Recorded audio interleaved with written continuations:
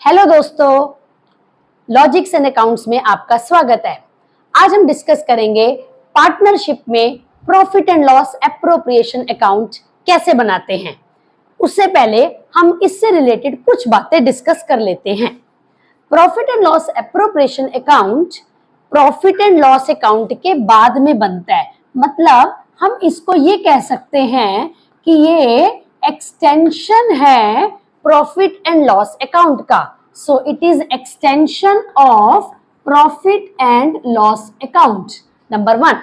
Number 2, इसके ये एक नॉमिनल अकाउंट है। अगर ये नॉमिनल अकाउंट है तो ये रूल फॉलो करता है debit all expenses and losses, debit all expenses and losses and credit all gains and incomes, gains and incomes। पहली बात हमने कही ये प्रॉफिट एंड लॉस का एक्सटेंशन है, मतलब प्रॉफिट एंड लॉस अकाउंट के बाद में बनता है। ये नॉमिनल अकाउंट है, इसमें सारे एक्सपेंसेस एंड लॉसेस को डेबिट कर देते हैं और सारे गेन्स एंड इनकम्स को क्रेडिट कर देते हैं। अगली इंपॉर्टेंट बात, इसके ये तभी बनाया जाता है जब फर्म को प्रॉफिट हो, यानी it is made in case of profit. In case of profit मतलब अगर फर्म को लॉस हो रहा है तो ये अकाउंट बनाने की जरूरत नहीं है। देखिए नाम से ही समझ आ रहा है, profit and loss appropriation account, मतलब ये प्रॉफिट का एप्रोप्रिएशन है। तो जब फर्म को प्रॉफिट होगा तभी ये अकाउंट बनेगा। ठीक है व्यूअर्स, अब हम डिस्कस करते हैं कि इसका फॉर्मेट क्या है, ये कैसे बनाया जाता है, हम वो बातें डिस्कस करते हैं। तो चलिए हम स्टार्ट करते हैं इसका फॉर्मेट कैसे बनाना है। आइए शुरू करते हैं। जैसा कि हमने कहा कि ये प्रॉफिट एंड लॉस अकाउंट के बाद में बनता है, तो अगर ये प्रॉफिट एंड लॉस अकाउंट के बाद में बनता है तो प्रॉफिट एंड लॉस से हमको नेट प्रॉफिट मिल गया, तो यही इसका स्टार्टिंग पॉइंट है। तो P&L एप्रोप्रिएशन अकाउंट जब आप बनाते हैं तो इसका स्टार्टिंग पॉइंट है नेट प्रॉफिट। तो कैसे करेंगे, हम इसके क्रेडिट साइड में लिखेंगे नेट प्रॉफिट जो हमको प्रॉफिट एंड लॉस अकाउंट से मिला है। तो by profit and loss account क्या लिखना है, जो हमें नेट प्रॉफिट वहां से मिला है। By profit and loss account जितना हमें नेट प्रॉफिट मिला है। इस प्रॉफिट में से अब फर्म ने जो जो चीजें पार्टनर्स को देनी है, नॉर्मली क्या होता है, नॉर्मली होता है, हो सकता है क्वेश्चन में इंटरेस्ट ऑन कैपिटल। हम मानकर चलते हैं कि दो पार्टनर्स हैं, तो ए और बी मान लीजिए जितना उनका इंटरेस्ट बनता है वो हम कैलकुलेट करेंगे। व्यूअर्स हम क्वेश्चन के थ्रू इसको समझेंगे भी, अभी हम इसका फॉर्मेट डिस्कस कर रहे हैं। तो इंटरेस्ट ऑन कैपिटल हमने लिखा, जो जितना क्वेश्चन में बता रखा है, जो परसेंटेज बता रखी है। इसके अलावा अगर पार्टनरशिप डीड में ये लिखा है कि पार्टनर्स को सैलरी मिलेगी, कमीशन मिलेगी, तो वो भी आप लिख लेंगे जैसा क्वेश्चन में बताया होगा। हम अभी एज्यूम करते हैं सैलरी या कमीशन जो भी जिसकी जितनी बनती है, अगर क्वेश्चन में नहीं है तो आपने नहीं लिखनी। अगर क्वेश्चन कह रहा है कि ए को इतनी सैलरी मिलेगी, बी को इतनी कमीशन मिलेगी, तो वो हम लिखेंगे। ठीक है, अगला पॉइंट, इसके बाद आता है कभी कभी क्वेश्चन में ये भी लिखा होता है कि फर्म पार्टनर से इंटरेस्ट ऑन ड्रॉइंग्स चार्ज करेगी। फर्म के लिए वो इनकम है, इसलिए हम इसको क्रेडिट कर देंगे। सो बाय इंटरेस्ट ऑन ड्रॉइंग्स वो हम लिख लेंगे। इंटरेस्ट ऑन ड्रॉइंग ए और बी के जितना इंटरेस्ट ऑन ड्रॉइंग्स कहा गया है उतना हम लिखेंगे। उसके बाद कभी कभी ये भी कहा जाता है कि पार्टनर्स ये डिसाइड करा है, उन्होंने अपने प्रॉफिट का कुछ हिस्सा वो रिजर्व्स में ट्रांसफर करना चाहते हैं। अगर क्वेश्चन में कहा है कि मान लीजिए 10%, 20%, 30%, 5% जितना भी उन्होंने डिसाइड करा वो रिजर्व में ट्रांसफर करना है, प्रॉफिट में से वो चीज निकल जाएगी, इसलिए हम उसको भी डेबिट कर देंगे। तो ये आ गया रिजर्व्स में जो भी ट्रांसफर करना है। इसके बाद जो बचेगा वो पार्टनर्स में डिवाइड हो जाएगा in their profit sharing ratio. तो हम यहाँ पे लिखेंगे टू पार्टनर्स कैपिटल अकाउंट, ए और बी मान लेते हैं, जितना उनका प्रॉफिट बनता है जो कि हम निकालेंगे क्रेडिट के टोटल में से डेबिट का टोटल माइनस करके और उसको उनके प्रॉफिट शेयरिंग रेशियो में बांट देंगे। तो व्यूअर्स, हमने अभी क्या समझा? हमने समझा कि जो नेट प्रॉफिट आता है फर्म उसमें से पार्टनर्स को interest on capital, salary, commission, अगर कुछ पैसा रिजर्व्स में बचाना है तो वो देने के बाद जितना प्रॉफिट बचा वो फर्म पार्टनर्स को उनकी प्रॉफिट शेयरिंग रेशियो में डिवाइड कर देगी। ये है हमारा profit and loss account, profit and loss appropriation account का मेन फॉर्मेट और इससे रिलेटेड बातें। यहां मैं आपको ये भी बता दूं कि इंटरेस्ट ऑन कैपिटल, सैलरी या इंटरेस्ट ऑन ड्रॉइंग्स या रिजर्व, ये सब चीजें तभी दी जाती हैं अगर पार्टनर्स ने अपने पार्टनरशिप डीड में डिसाइड करा है। अगर पार्टनरशिप डीड में नहीं लिखा कि इंटरेस्ट ऑन कैपिटल कितना देना है या सैलरी कितनी देनी है या इंटरेस्ट ऑन ड्राइंग्स इतना चार्ज करना है, उस केस में ना तो आप इंटरेस्ट ऑन कैपिटल देंगे, ना ही आप सैलरी देंगे, ना ही आप इंटरेस्ट ऑन ड्राइंग्स कैलकुलेट करेंगे और प्रॉफिट को इक्वली डिवाइड कर देंगे। इन बातों को देखना बहुत जरूरी है। ठीक है व्यूअर्स, अब हम एक छोटा सा क्वेश्चन लेंगे और उसके थ्रू इस अकाउंट को बनाना सीखेंगे। तो चलिए अब हम क्वेश्चन स्टार्ट करते हैं।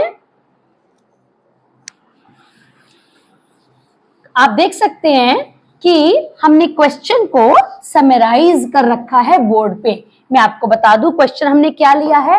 हम ये मानकर चलते हैं 1 अप्रैल 2020 को दो पार्टनर्स थे ए और बी। ए की कैपिटल थी 1 लाख रुपीस और बी की कैपिटल थी 1,50,000 रुपीस। पार्टनरशिप डीड में उन्होंने ये डिसाइड करा कि वो प्रॉफिट को, हमने यहाँ पर लिखा पीएसआर, पीएसआर का मतलब होता है प्रॉफिट शेयरिंग रेशियो, वो उन्होंने डिसाइड करा 3:2। ठीक है, उसके बाद वो कहते हैं interest on capital. Partnership deed में उन्होंने ये डिसाइड करा कि 10% पर एनम के हिसाब से इंटरेस्ट ऑन कैपिटल दिया जाएगा। इसके अलावा उन्होंने ये भी कहा कि अगर कोई इंटरेस्ट ड्राइंग्स होंगी तो उस पर कुछ इंटरेस्ट होगा। तो हमने क्वेश्चन में अपने एग्जाम्पल में लिया ड्राइंग्स। ए की हमने ड्राइंग्स ली 20,000, बी की ड्राइंग्स ली 10,000 और उस पर हमने इंटरेस्ट ऑन ड्राइंग्स लिया 600 एंड 400। नाउ इन एडिशन उन्होंने ये भी कहा कि ए को सैलरी मिलेगी 2,000 per month. Please see here, यहाँ पर 2,000 पर मंथ है। ये जो अकाउंट है ये एक साल का अकाउंट है। एक महीने की सैलरी 2,000 है, हमें उसको पूरे साल के हिसाब से कैलकुलेट करना होगा। एंड ये भी क्वेश्चन कह रहा है कि 10% पैसे जो हैं वो रिजर्व्स में ट्रांसफर करेंगे। चलिए हम इसको ऐसे करते हैं, हम इसको 20% ले लेते हैं। 20% पैसा जो डिविजिबल प्रॉफिट है उसका 20% जो है वो रिजर्व्स में ट्रांसफर करेंगे।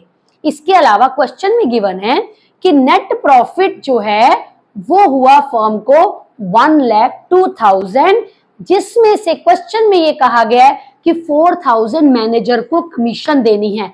व्यूअर्स, इसका मतलब सारा प्रॉफिट पार्टनर्स में डिवाइड नहीं होगा, इसमें से 4,000 रुपीज का हमें इंटरेस्ट ऑन मैनेजर को हमें क्या नाम है कमीशन भी देनी है। तो क्वेश्चन ये कहता है prepare profit and loss appropriation account. Now viewers, अगर आप इस क्वेश्चन को देखेंगे तो जैसा कि क्वेश्चन बता रहा है कि 1,02,000 का नेट प्रॉफिट है, इसमें से 4,000 रुपीज की कमीशन देनी है और मैनेजर की कमीशन आप लोगों ने पढ़ा है कि वो प्रॉफिट एंड लॉस अकाउंट में जाती है। तो हम क्या करेंगे, एक छोटा सा प्रॉफिट एंड लॉस अकाउंट बनाएंगे और उसमें से ये 4,000 रुपीज की कमीशन दे देंगे। तो हम पहले वर्किंग नोट में प्रॉफिट एंड लॉस अकाउंट बनाते हैं। उसमें हम क्या करेंगे, क्रेडिट साइड में हम लिखेंगे बाय नेट प्रॉफिट, वो क्वेश्चन के हिसाब से है 1,02,000। इसमें से 4,000 की मैनेजर को कमीशन दे दी जाएगी। तो हमने डेबिट में कहा टू मैनेजर्स कमीशन, हमने मैनेजर को कमीशन दे दी 4,000 रुपीज की। अब हम देखते हैं कि पार्टनर्स के लिए क्या बचा। हम यहाँ पर लिखेंगे टू P&L एप्रोप्रिएशन अकाउंट, मतलब ये अमाउंट जो अब रिमेनिंग अमाउंट होगा ये प्रॉफिट एंड लॉस एप्रोप्रिएशन में आ जाएगा। कितना, 1,02,000 के नेट प्रॉफिट में से 4,000 रुपीज मैनेजर की कमीशन चली गई, तो अब इसका मतलब profit and loss appropriation account में जाएंगे 98,000 रुपीज। व्यूअर्स, आई होप आप समझ गए। 1,02,000 में से मैनेजर की कमीशन 4,000 रुपीज है, तो हम P&L एप्रोप्रिएशन में जाएगा हमारा 98,000 में। मैनेजर की कमीशन से रिलेटेड काफी बातें हो सकती हैं, उसको हम अपने सेपरेट वीडियो में डिस्कस करेंगे, ठीक है। तो अब हम इस 98,000 रुपीज के साथ अपना profit and loss appropriation account शुरू करते हैं। तो चलिए, हमने स्टार्ट किया अपना P&L एप्रोप्रिएशन अकाउंट। तो इसको थोड़ा सा हम इधर लिख दें, 1,02,000 रुपीज। ओके, चलिए व्यूअर्स, हम क्रेडिट साइड में स्टार्ट करेंगे। सबसे पहले by profit and loss account. हमारा पास प्रॉफिट रह गया 98,000 का, तो हम 98,000 रुपीज ही दे पाएंगे पार्टनर्स को प्रॉफिट की फॉर्म में, ठीक है।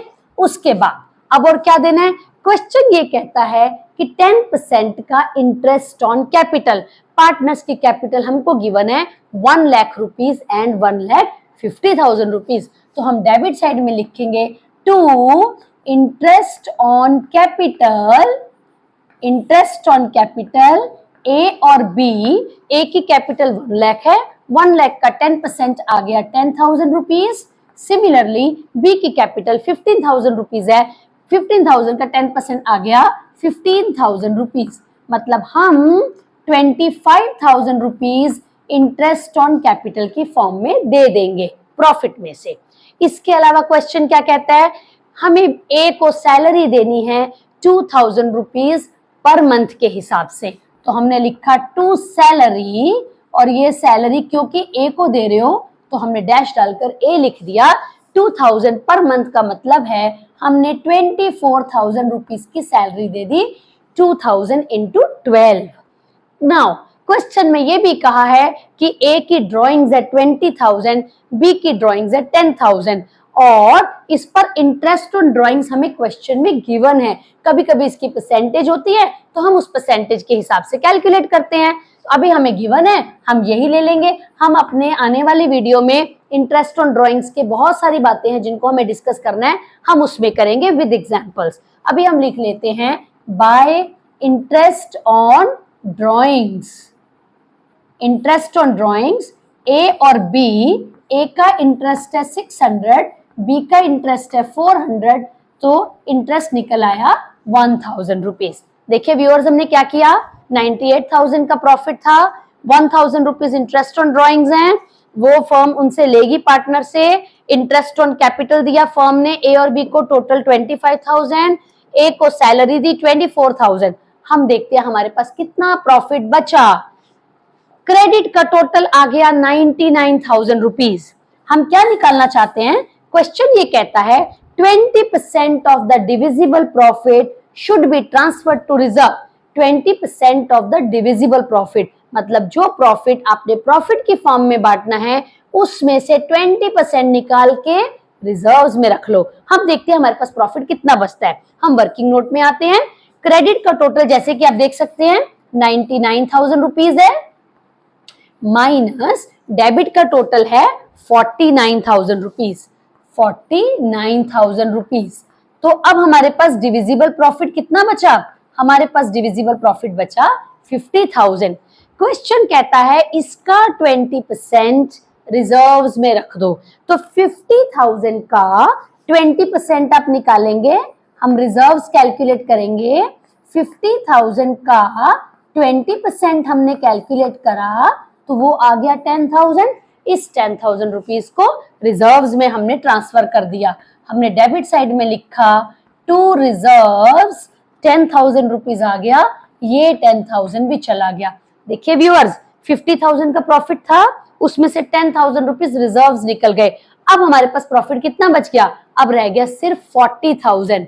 इस 40,000 को हम ए और बी को क्वेश्चन के हिसाब से जैसा कहा है 3:2 की रेशो में ट्रांसफर कर देंगे। तो हम यहाँ पे लिखेंगे टू पार्टनर्स कैपिटल